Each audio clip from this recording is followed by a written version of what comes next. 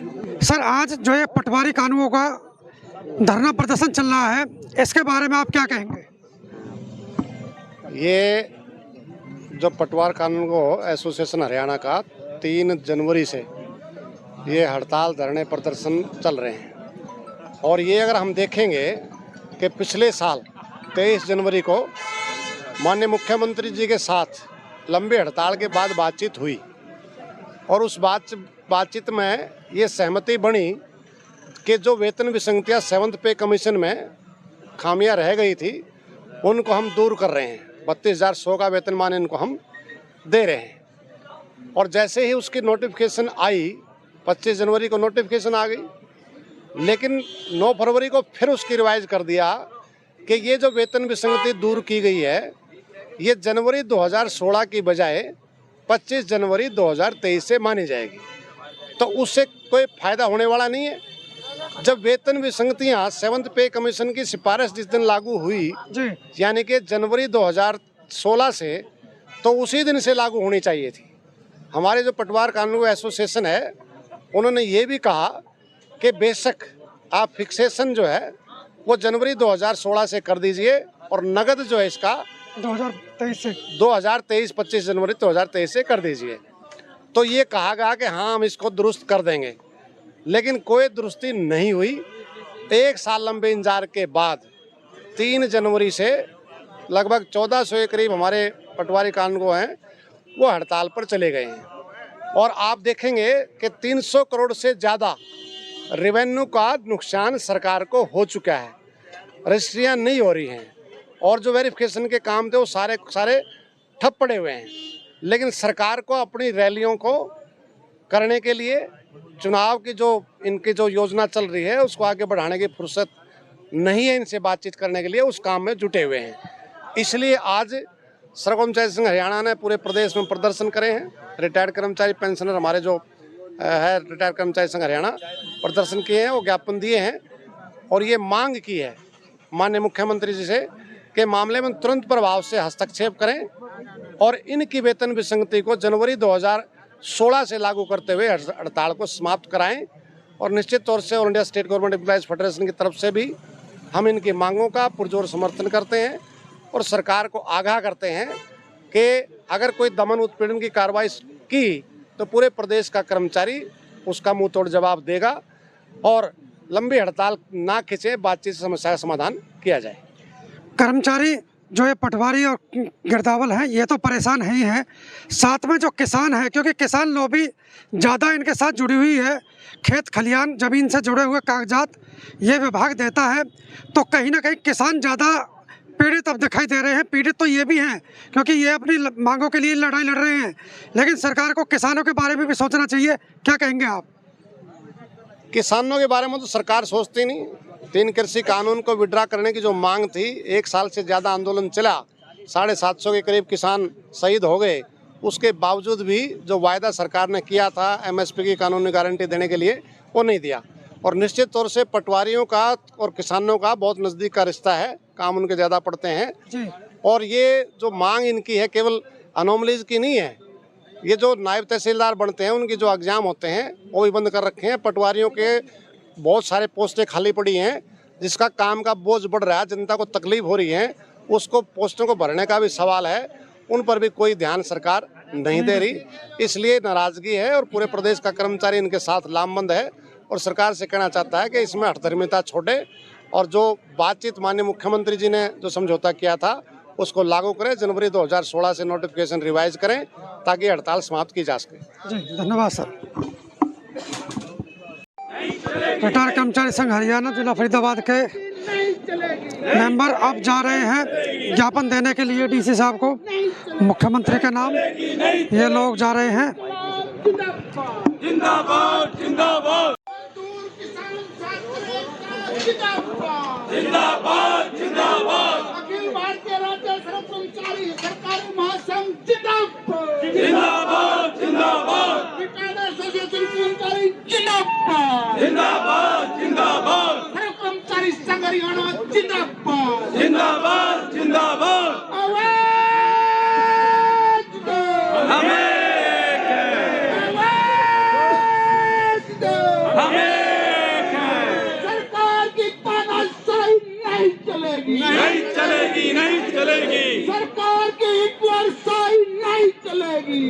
चलेगी नहीं चलेगी। बीजेपी की सरकार है बर्बाद, हो बर्बाद, हो बर्बाद।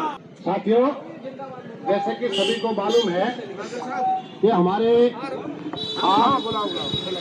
रिटायर्ड कर्मचारी पेंशनर्स फेडरेशन अपनी मांगों को लेकर के प्रदर्शन कर रही है और सर्व कर्मचारी संघ हरियाणा हमारे जो पटवारी कानून को 3 जनवरी से लगातार धरना प्रदर्शन हड़ताल कर रहे हैं और बड़े शर्म की बात है, आज जिला प्रशासन के सामने हम ये बताना चाहते हैं कि पटवारी कानून को प्रदेश के मुख्यमंत्री के साथ 23 जनवरी 2023 को समझौता हुआ था और उस समझौते में माननीय मुख्यमंत्री जी ने ये कहा था कि जो आपकी वेतन विसंगतियां हैं उसको हम दूर कर रहे हैं और 25,500 3200 का वेतनमान हम आपकी अनोमलीज को जनवरी 2016 से दूर करने का आपको आश्वासन दे रहे हैं।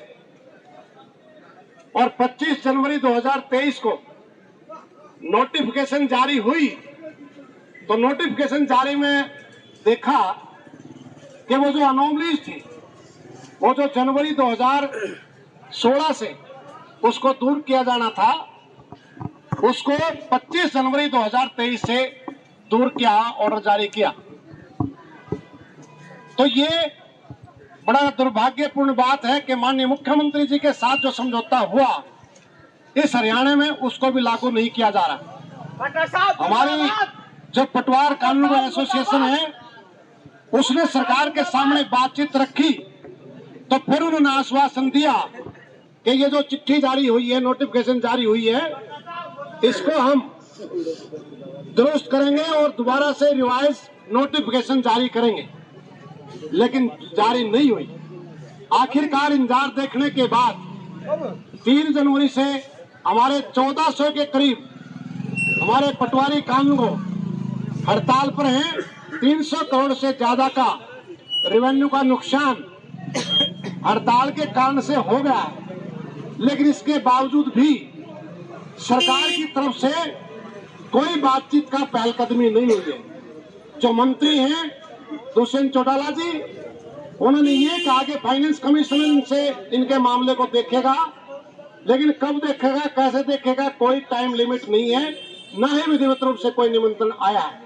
इसलिए आज इनके मांगों का पुरजोर समर्थन करते हैं और सरकार से मांग करते हैं कि तुरंत माननीय मुख्यमंत्री जी इसमें हस्तक्षेप करें और इनके मांगों का समाधान किया जाए। इसी प्रकार से हमारे जो पेंशनर्स फेडरेशन है, रिटायर्ड कर्मचारी संघ हरियाणा, वो बहुत ही जायज उनकी मांग है कि हम 65, 70 और 75 साल के बाद हमारी जो पेंशन है उसमें 5% बेसिक पेंशन में बढ़ोतरी होनी चाहिए। बहुत ही जायज मांग है, क्योंकि 80 साल के बाद 20% की बढ़ोतरी होती है और 80 साल की उम्र में कोई पेंशन जिंदा रहेगा बहुत मुश्किल काम है। 5% भी पेंशन जिंदा नहीं रहते। तो सरकार को अगर लाभ देना है तो 65, 70, 75 के बाद में 5% बढ़ोतरी की बात उसमें की जाए। दूसरा, ये जो कैशलेस मेडिकल फैसिलिटी है, ये 2014 में 20 मई 2014 को हमारा समझौता माननीय मुख्यमंत्री मनोहर खट्टर जी के साथ हुआ था और 14 से लेकर के अब तक ये जो साल बीता है, आज तक बार बार प्रेस में आता है, लेकिन आज तक कैशलेस मेडिकल फैसिलिटी दी नहीं गई है। तो इसलिए ये दिक्कत है। और 500 रुपए जो मेडिकल भत्ता है उसको 3,000 रुपए बढ़ोतरी की मांग करते हैं, क्योंकि एक बार डॉक्टर के पास जाते हैं आउटडोर तो 1,000-1,500 रुपए तक भी फीस वो ले लेते हैं। तो इस बात की मांग है। और ये जो कम्यूटेशन पेंशन की बात है, ये 15 के बजाय 12 साल में होनी चाहिए। और जो सीनियर सिटीजन की जो सब्सिडी मिलती थी रेल के किराए में, जहाज के किराए में, उस सब्सिडी को भी कटौती कर दी। मतलब इनका हिसाब से तो जो 60 साल उम्र वाले हैं सबको मर जाना चाहिए, उनको कोई हक नहीं है जिंदा रहने का।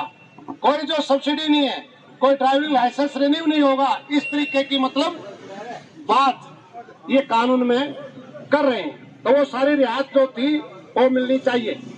और कोरोना काल में जो 18 महीने का महंगाई भत्ता, महंगाई राहत जो फ्रीज किया था, आज तक उसको बहाल नहीं किया जा रहा, उसकी बहाली की मांग है। और जो हमारे पेंशन और पारिवारिक पेंशनों को पुरानी पेंशन लागू करने की बात है और पेंशन को आयकर से मुक्त रखने की बात है। और ये जो हमारी और मांगे हैं, इसको लेकर के आज पेंशनर रिटायर्ड कर्मचारी संघ हरियाणा उसकी मांग है कि ये सारी मांगों का समाधान किया जाए। और बड़े शर्म की बात, आज एक बयान में पढ़ रहा था कि हमारा कोई लेना देना नहीं, मतलब वो पुराना जो है अल्लाह जी साहब के पुराने मित्र हैं, वो अपनी आदतों से बाज नहीं आएंगे। तो इसलिए हाँ जी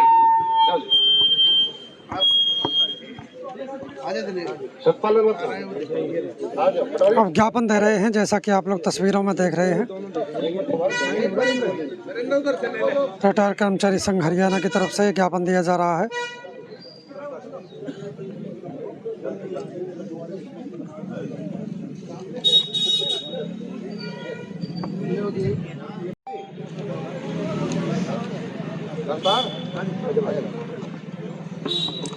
एक ये जो पटवारी बैठे हैं ना सामने, हाँ देखिए उधर से ले लिया होगा, एक और दूसरा है और टेंट के सामने। तो ये इनकी मांग है, मुख्यमंत्री के साथ समझौता हो रहा है 23 जनवरी 2023 को। इनके अनोमलीज है, ये हुआ था कि हम अनोमलीज 7th पे कमीशन की है और ये जनवरी 2016 से दूर होनी चाहिए, जो 25 जनवरी 2023 से की है उसके खिलाफ है। और ये बातचीत मुख्यमंत्री जो है, हम भैया एक मिनट बात तो करेंगे। हम ये कह रहे हैं कि ये जो है मुख्यमंत्री के साथ समझौता था, उसको भी लागू नहीं किया जा रहा। ये है नाराजगी, 3 तारीख से हड़ताल पर हैं। तो हमारा आग्रह आपसे है, 2 कॉपी हैं, आपसे आग्रह है कि हमारे मांग पत्र को, ज्ञापन को आप सरकार तक भिजवाएं। ठीक है जी, अब कुछ आपने कहना था सर, क्या आश्वासन देंगे जो लोग आपसे मिलने के लिए? एक ज्ञापन को जो है उचित कार्रवाई करके मुख्यमंत्री साहब तक पहुंचाया जाएगा। धन्यवाद। ठीक है जी। जिंदाबाद जिंदाबाद मुर्दाबाद मुर्दाबाद। एक बंदा भेजा। हमारे अखिल भारतीय महासंघ के अध्यक्ष सुभाष लांबा जी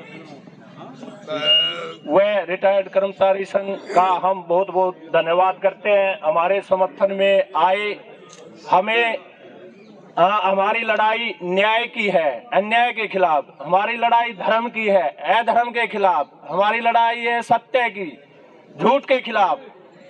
एक पिछले साल इन्हीं दिनों यही धरना हुआ था, जो मुख्यमंत्री महोदय ने 24 जनवरी को एक नोटिफिकेशन जारी किया था। 1/1/2016 से आपका वेतन दिया जाएगा 32,100 रुपये।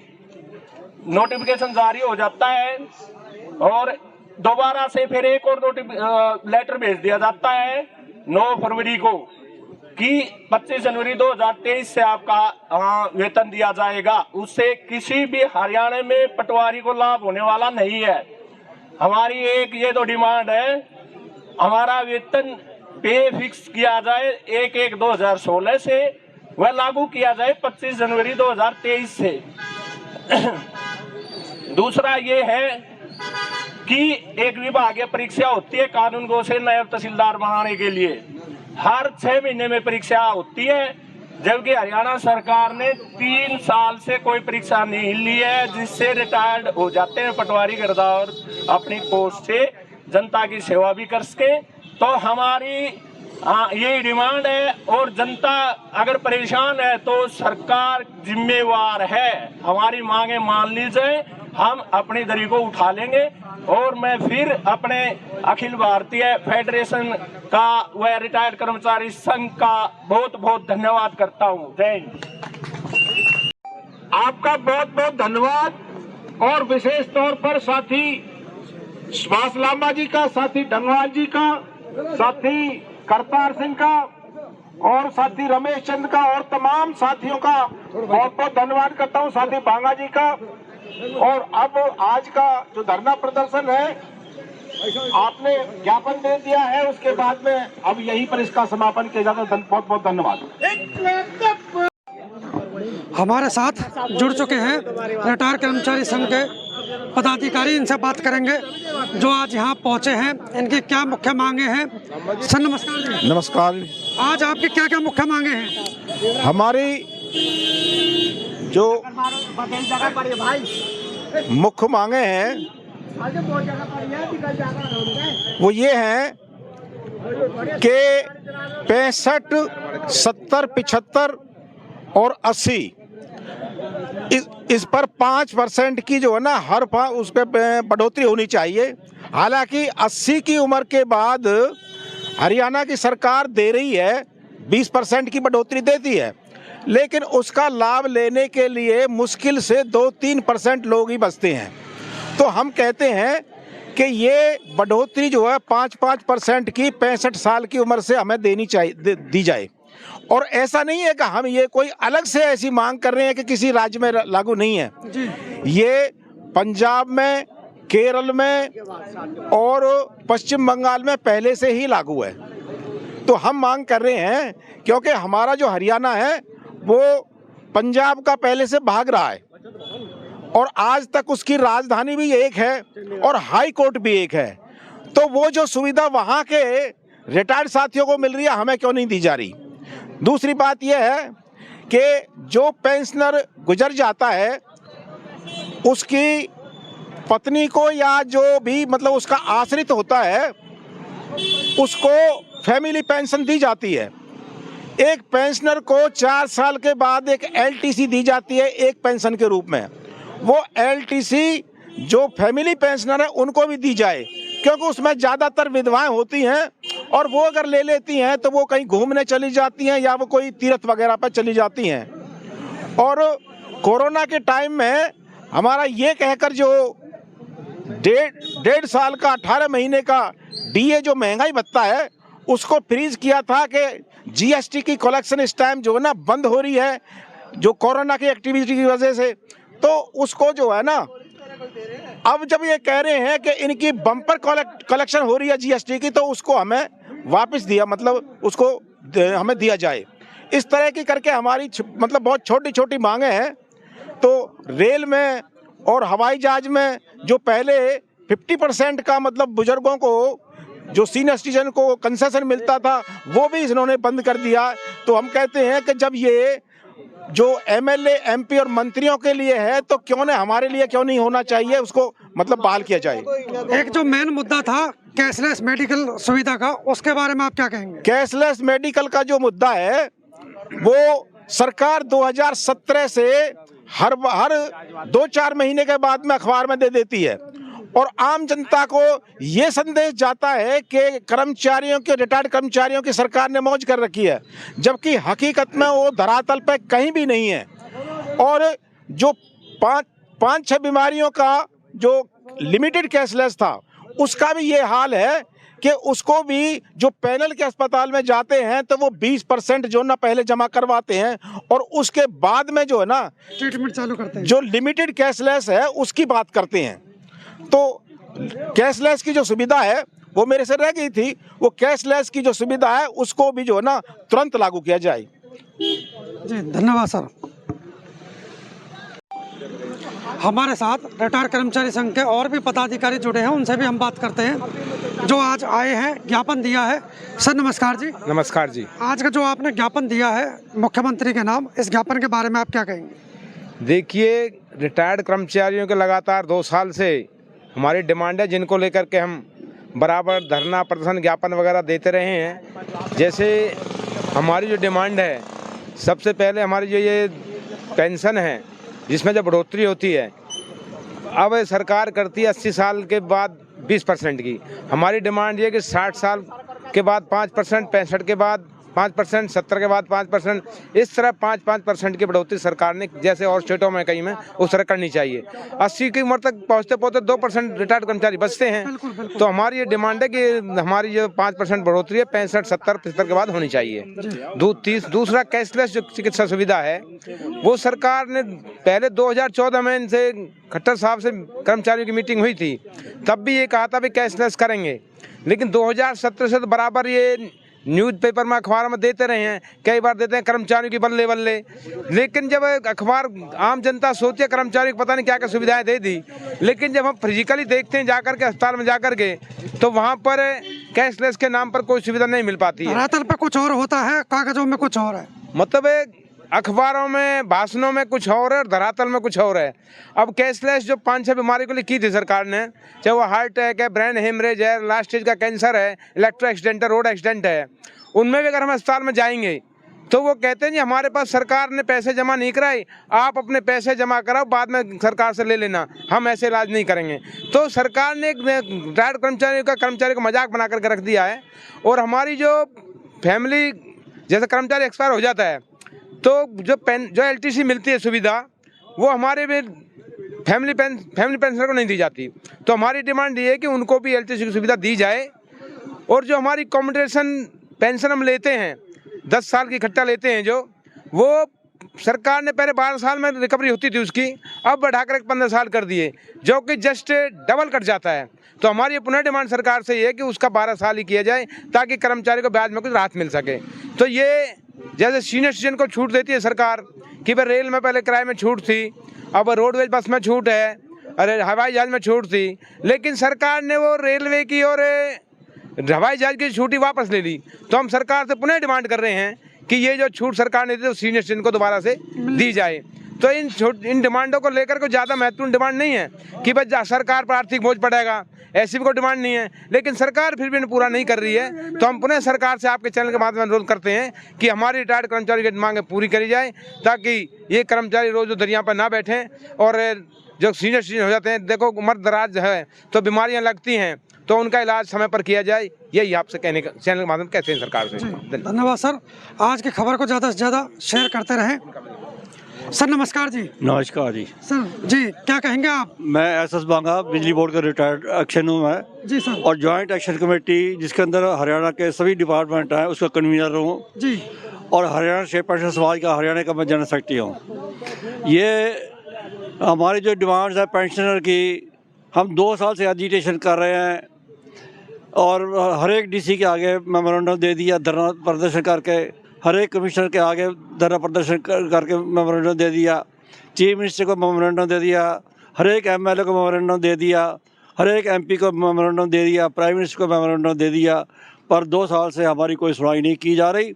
हमारी छोटी मोटी डिमांड्स है, कोई बड़ी डिमांड नहीं है। कैशलेस मेडिकल के लिए खट्टर साहब हर 2-3 महीने बाद अखबार में देते हैं, लागू कर दिया, एम्प्लॉई पेंशन की बल्ले बल्ले हो गई, एम्प्लॉई पेंशन की मौज हो गई हैं और धरातल पे कुछ भी नहीं है। अस्पताल में जाते हैं तो वो कहते हैं जी सरकार जब पैसे जमा कराएगी हम कैशलेस मेडिकल 20% में ही लाखों रुपए बन जाता है बड़े बड़े इलाज के लिए। हम तो कहाँ से लेके आए ये रिटायर कर्मचारी? 20% तो सिर्फ एमरजेंसी के लिए बीमारी हो गई है, हार्ट अटैक है, एक्सीडेंट है, इलेक्ट्रिक शॉक है, कैंसर है, इनका कई लाखों का इलाज है, लाखों रुपए में ही इनका 20% बन जाता हम 15-15, 20-20 लाख रुपए का जिसका इलाज लगता है, हम 20% कहाँ से लेके आए। तो बाकी भी जो दूसरी बीमारियां हैं जैसे घुटने बदलवाने हैं उसका कोई हमें पूरे पैसे जमा कराने पड़ते हैं। सरकार ने ऑर्डर कर रखा है भाई कैशलेस लागू कर दिया अखबार में, पर धरातल पे कुछ नहीं है। हम 4-5 लाख रुपए अस्पताल वाले मांगते हैं, हम रिश्तेदारों से उधार मांगते हैं, फिर बिल जमा कराते हैं। ये साल 2 साल बिल्कुल कैशलेस होनी चाहिए। हाँ, सारी बीमारियां कैशलेस होनी चाहिए, कर्मचारी का कोई 1 रुपया भी नहीं लगना चाहिए। हाँ, बस हम अपना कैशलेस मेडिकल कार्ड दिखाएं। मेरा मैं दिखाता हूँ 2019 में कैशलेस मेडिकल कार्ड बना हुआ है, हम या कैशलेस मेडिकल दिखाएं और हमारा इलाज फ्री में होना चाहिए, हमारा 1 पैसा नहीं लगना चाहिए। धन्यवाद सर। धन्यवाद।